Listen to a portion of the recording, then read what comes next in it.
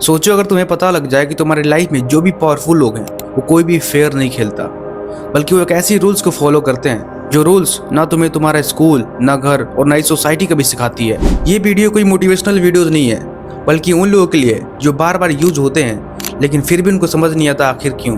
ये पावर का गेम तुम हर जगह देखते हो, अब चाहे वो ऑफिस हो, क्लास हो, पॉलिटिक्स हो और सबसे ज्यादा अपने इस सर्कल के अंदर। तुम्हें लगता है कि हार्डवर्क ही सब कुछ होता है और ऑनेस्टी हमेशा जीत जाती है, और वो लोग वैसा ही बिहेव करते हैं जैसे वो दिखते हैं।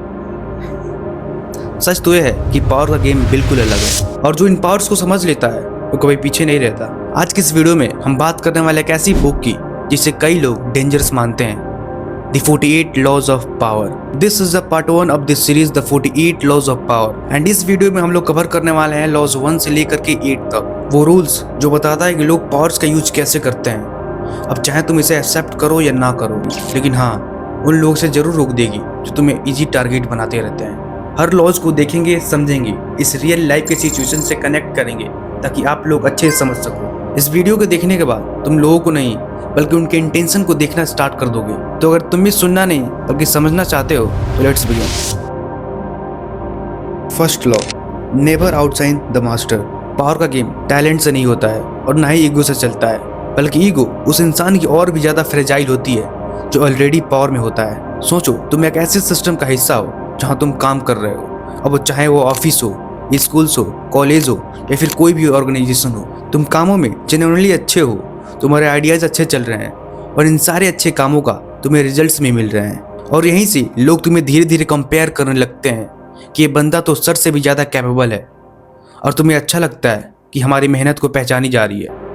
लेकिन सबसे बड़ी गलती यही होती है। अब यहाँ पे तुम सचिन तेंदुलकर सर को ले सकते हो रियल लाइफ एग्जाम्पल में। सचिन तेंदुलकर जब यंग थे तब भी उनके पास एक्स्ट्रा ऑर्डिनरी टैलेंट था, लेकिन एक चीज जो सचिन को सबसे अलग बनाती थी वो सिर्फ उनका रन नहीं था बल्कि उनका बिहेवियर था। जब टीम में सीनियर्स प्लेयर थे तब भी सचिन कभी एटीट्यूड नहीं दिखाता था, ना इंटरव्यू में, ना फील्ड में और ना ही ड्रेसिंग रूम में। उसके बाद सबसे पहले तुम्हारा वैल्यू घटने लगती है और तुम्हारी छोटी छोटी गलतियां भी हाईलाइट होने लगती है, और तुम्हारे हर एक डिसीजन पे सवाल उठता है और तुम कंफ्यूज रहते हो कि मैंने तो कुछ गलत किया ही नहीं। और पावर का असली गेम यही से स्टार्ट होता है। यहाँ तुम्हें लोग इसलिए नहीं गिराते क्योंकि तुम गलत हो, बल्कि इसलिए गिराते हैं क्योंकि तुम लोगों को छोटा फील करा देते हो। बट तुम्हें यहाँ लगता होगा कि इस लॉ के अकॉर्डिंग तुम्हें वीक होना चाहिए, लेकिन ये रूल ये नहीं कहता। ये रूल ये कहता है कि अपनी पावर को हाइड रखो और खुद को इंटेलिजेंट बनाओ, लेकिन स्पॉटलाइट मास्टर को दो।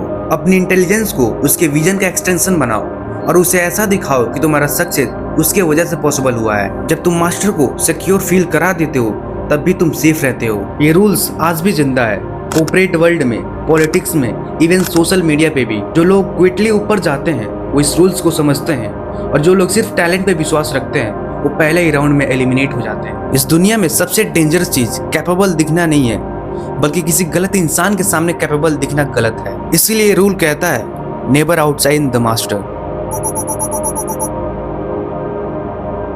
सोचो तुम्हारा एक दोस्त है, पुराना, ट्रस्टेड, एकदम भाई जैसा। तुम उसके साथ अपने सारे प्लान शेयर करते हो, अपनी वीकनेस को बताते हो क्योंकि तुम्हें लगता है कि वो अपना है। धीरे धीरे तुम ग्रो करते हो, रिजल्ट्स आने लगते हैं और लोग तुम्हारी तारीफ करते हैं। और वो दोस्त जो तुम्हें पहले सपोर्ट करता था अब वो तुमसे बात कम करता है और मजाक काफी ज्यादा करता है। तुम उसे इग्नोर करते हो क्योंकि तुम्हें लगता है कि ये तो अपना है, और यहीं से तुम्हारे दूसरे पावर का स्टार्ट होता है। दोस्त तुमको जानता है, तुम्हारे इनसिक्योरिटी, तुम्हारे लिमिट्स, तुम्हारे पुराने फेलियर्स को, और जब तुम लाइफ में उससे आगे निकल जाते हो तो तुम्हारी सक्सेस उसकी ईगो को हीट करता है। लेकिन यहाँ एक बात याद रखना, जेलसी लाउड नहीं करती, वो स्माइल के पीछे छुप जाती है, और वो जेलसी तुम्हारे पास एडवाइस बन के आता है। यहाँ तुम रियल लाइफ एग्जाम्पल में हर्षद मेहता को देख सकते हो। जब वो पावर में था तो सब लोग उसके पीछे थे, बैंकर्स, ब्रोकर्स, मीडिया, सब कुछ। वो लोग जो कल तक इग्नोर करते थे आज वही लोग दोस्त बन चुके थे, और जैसे ही सिस्टम ने पलट मारा और पावर हाथ से गई, सबसे पहले वही लोग दूर हुए जो सबसे करीब थे। देखो अब यहाँ पे एक और एग्जाम्पल देता हूँ। जैसे तुम और तुम्हारा दोस्त मिलकर कोई स्टार्टअप करते हैं और वो स्टार्टअप काफी अच्छा चल रहा था, लेकिन कुछ टाइम बाद किसी एक को मन में ये लगने लगता है कि मैं ज्यादा मेहनत करता हूँ और सामने वाला कम मेहनत करता है, इसी वजह से मुझे नंबर ऑफ शेयर्स ज्यादा मिलना चाहिए। ये कोई छोटी बात नहीं है बल्कि एक रियलिटी है। अगर दो दोस्त या फिर दो रिलेशन के बीच कभी पैसा आ जाता है तो रिलेशन टूटने का चांस काफी ज्यादा बढ़ जाता है। इस लॉ का मतलब ये नहीं है कि दोस्ती बुरी है, इसका सिर्फ इतना मतलब है कि पावर्स के मैटर में ब्लाइंडली ट्रस्ट ना करो। दोस्तों के साथ सिर्फ अपना दिल रखो लेकिन पूरा सीक्रेट्स ना रखो और दुश्मनों के साथ डिस्टेंस बनाए रखो, उनसे भी टोटली दूर ना भागो। दोस्त तुम्हें पसंद कर सकता है लेकिन तुम्हारी सक्सेस से हमेशा अनकंफर्टेबल फील करता है। ज्यादातर लोग इसलिए फेल नहीं होते क्योंकि उनके पास प्लान नहीं होते। उनके पास प्लान्स होते हैं लेकिन वो अपने प्लान्स दूसरों के साथ बता दिए होते हैं। इस पावर की गेम में सबसे महंगी गलती होती है जल्दी बोल देना। तुमने एक चीज नोटिस किया होगा या फिर देखा होगा कि जैसे ही कोई अनाउंस करता है कि मैं यह जॉब छोड़ रहा हूँ या फिर कोई नया स्टार्टअप करने जा रहा हूँ, उसके बाद लाइफ में बड़ी प्रॉब्लम्स आने लगती हैं। अब यहाँ पे दिक्कत ये होता है कि जैसे ही लोगों को पता चलता है कि तुम आगे क्या करने वाले हो, उसके बाद वो लोग अपना एडवाइस देने लगते हैं, जिसकी वजह से तुम्हारे अंदर डाउट क्रिएट होता है और काफी रूमर्स फैलते हैं। और फिर जब तक तुम मूव करते हो तुम्हारा प्लान्स किसी और के पास होता है। अब यहाँ से कोई तुम्हें स्लो करेगा या फिर कोई तुम्हारे कॉन्फिडेंस को तोड़ेगा, और कई सारे लोग तो तुम्हारी जगह लेने की तैयारी कर रहे होंगे। जो बंदा साइलेंट रहता है वो अनप्रिडिक्टेबल होता है, और इस पावर के गेम में अनप्रिडिक्टेबल इंसान सबसे ज्यादा डेंजरस होता है। अब यहाँ पे भी एक रियल लाइफ एग्जांपल लेते हैं धीरू भाई अंबानी का। जब बाकी कंपनीज अपने फ्यूचर प्लान्स को अनाउंस करता था, तब धीरू भाई अंबानी ऑलमोस्ट अपना कुछ भी अनाउंस नहीं करते थे, और इससे फायदा ये होता था कि सामने वाले कॉम्पिटिटर्स को कुछ आइडिया नहीं मिलता था और मार्केट में कोई भी सिग्नल नहीं फैलता था, और इसके बाद मीडिया को कोई क्लियर रोड मैप भी नहीं मिलता था। और जब तक अपोजिशन को ये प्लान समझ में आए तब तक ये प्लान्स हाथ से निकल चुकी होती है। और ये अपना प्लान्स तब अनाउंस करते थे जब ये टोटली रेडी होते थे मार्केट में एंट्री लेने के लिए। धीरू भाई अंबानी का सिंपल सा रूल था, जब तक तुम टोटली रेडी ना हो जाओ तब तक तुम्हें बोलना नहीं है, क्योंकि तुम जैसे ही अपने इंटेंशन अनाउंस करते हो मार्केट रेडी हो जाती है और अपोजिशन डिफेंसिव बन जाती है, जिसकी वजह से तुम्हारा पावर कम हो जाता है। धीरू भाई अंबानी इसी पावर को अपना वेपन बनाया, और आपको पता है वो आज कहाँ है। साइलेंस कमजोरी नहीं होता है बल्कि एक कंट्रोल होता है, और वो स्मार्ट लोग कभी अनाउंस नहीं करते हो क्या करने वाले हैं, बल्कि साइलेंटली अपने काम को एग्जीक्यूट करते हैं। और इस रूल्स का सबसे सिंपल सा मतलब ये है कि अपने प्लान्स किसी के साथ शेयर ना करो, खुद को रेडी करो और अचानक मार्केट में एंट्री लो। लेकिन एक बात याद रखना, जो अपनी इंटेंशन रिवील करता है वो अपनी पावर को सबसे पहले लीक करता है।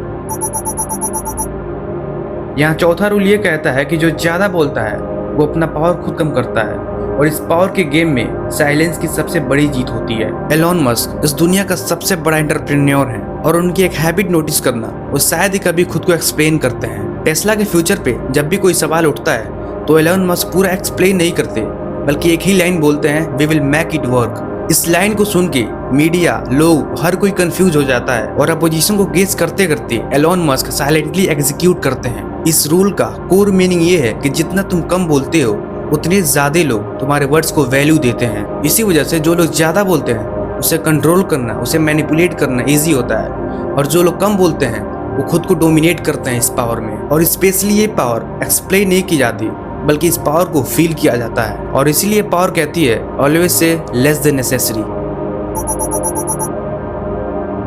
पावर पैसों से नहीं आती बल्कि नाम से आता है। सपोज करो तुम अभी रूम में घुसे भी नहीं और लोग पहले ही डिसाइड कर लिए होते हैं कि तुम पावरफुल हो या नहीं हो। इसी कहते हैं रेपुटेशन। रतन टाटा नाम सुनते ही लोग एक चीज ऑटोमेटिक सोचते हैं, ट्रस्ट। उन्होंने ना ज्यादा मार्केटिंग की है और ना ही ज्यादा डिबेट्स जीती हैं, बल्कि उन्होंने सिर्फ अपना रेपुटेशन बिल्ड किया है, जिसका रिजल्ट ये आता है कि ग्लोबल लेवल कंपनियां भी इनकी पार्टनर बनना चाहती थी, और इंडिया के गवर्नमेंट भी इनकी बात मानती थी। ऐसे बहुत बड़े बड़े बिजनेसमैन हैं जिसके पास पैसा भी है, पावर भी है, लेकिन उनके पास रेपुटेशन वीक है, जिसका रिजल्ट क्या मिलता है, डील्स रिस्की हो जाती है और ट्रस्ट काफी ज्यादा कम हो जाता है। लोग तुम्हारी बातों पे नहीं बल्कि सबसे पहले तुम्हारी इमेज पे रिएक्ट करते हैं। अगर तुम्हारी रेपुटेशन स्ट्रांग है तो तुम्हारी गलती को भी एक्सेप्शन मान लिया जाता है, और अगर गलती से भी तुम्हारा रेपुटेशन वीक हुआ तो तुम्हारी छोटी सी बात भी बड़ी केस बन सकती है। ये रेपुटेशन किसी एक दिन में नहीं बनती बल्कि सालों की मेहनत में बनती है, और एक सेकंड में टूट भी सकती है। और जो लोग भी इस रोल को हल्के में लेते हैं पावर भी उन्हें हल्के में ले लेती है।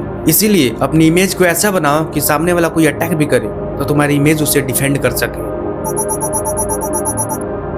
इस दुनिया में सबसे खतरनाक चीज ना ही हेट है और ना ही कंट्रोवर्सी है, बल्कि सबसे खतरनाक चीज लोगों का तुम्हें इग्नोर कर देना है। इस पावर के गेम में अटेंशन एक करेंसी होती है, और जो इस करेंसी को कंट्रोल कर लेता है वो हमेशा पावर में होता है। एंड्रयू टेट ये कोई ट्रेडिशनल हीरो नहीं था, ना उसके पास हॉलीवुड बैकिंग थी और ना ही मेन स्ट्रीम सपोर्ट, लेकिन उसकी एक चीज परफेक्ट थी, अटेंशन। वो जानबूझकर कुछ ऐसे बातें बोलता था जिससे वो लोगों का अटेंशन पा सके, और वहाँ जो लोग भी उसे हेट करते थे उसका नाम लेके उसे गाली देते थे, और एल्गोरिथम को सिर्फ एक चीज की जरूरत होती है, एंगेजमेंट। अब चाहे वो पॉजिटिव हो या फिर नेगेटिव। और जब तक तुम लोगों के दिमाग में नहीं आओगे तब तक तुम पावर में नहीं आओगे। अब यहाँ तुम सोच रहे होगे कि लोगों के दिमाग में आना है तो कुछ गलत काम कर सकते हैं, लेकिन ये रूल ये नहीं कहता है कि तुम गंदे बनो, बल्कि ये रूल ये कहता है कि तुम लोगों की नज़र में विजिबल बनो, उनके अटेंशन को कैच करो। अब यहाँ तुम्हारे पास भले ही कितना भी टैलेंट हो, अगर तुम चुप रहते हो तो ये दुनिया तुम्हें इग्नोर कर देती है, और यहाँ खुद को लाउडली प्रेजेंस करते हो तो ये दुनिया तुम्हें याद रखती है।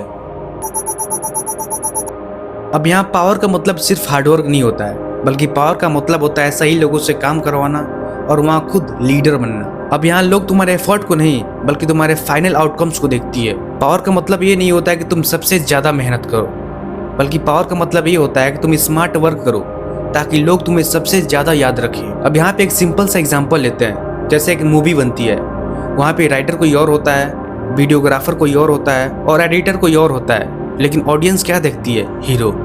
अब ऐसा नहीं है कि हीरो मेहनत नहीं किया होता है, लेकिन हीरो का स्मार्ट वर्क होता है वहाँ पे, और वहाँ पे हीरो स्क्रीन पे दिखता है, और जो दिखता है उसके पास पावर होता है। अगर तुम सिर्फ हार्डवर्क करते रहोगे तो कभी पावरफुल नहीं बन पाओगे। पावरफुल बनने के लिए स्मार्ट वर्क करना पड़ता है और खुद का काम दूसरों से ज्यादा निकलवाओ। इस लॉ का मतलब है कि तुम खुद को उस काबिल बनाओ कि लोगों को तुम्हारी जरूरत पड़े। इंसानों के दिमाग में एक चीज हमेशा रहता है, डिजायर। अगर इस डिजायर को तुम अच्छे से समझ लिए तो ये पावर तुम आसानी से ले सकते हो। जो बंदा हमेशा अवेलेबल होता है, हर रिक्वेस्ट को एक्सेप्ट करता है, वो इस लॉ के अकॉर्डिंग कंफर्टेबल होता है, पावरफुल नहीं होता है। इस पावर का मतलब होता है कि तुम लोगों के इतने करीब हो जाओ कि लोग तुम्हें छोड़ ना सके। मतलब तुम लोगों की जरूरत बन जाओ और इतने भी करीब ना हो जाओ कि लोग तुम्हें हल्के में लेने लगे। ये पावर तब शुरू होता है जब लोग बोलते हैं कि उससे मिलना इजी नहीं है, बट वो मिल गया तो बहुत कुछ हो सकता है।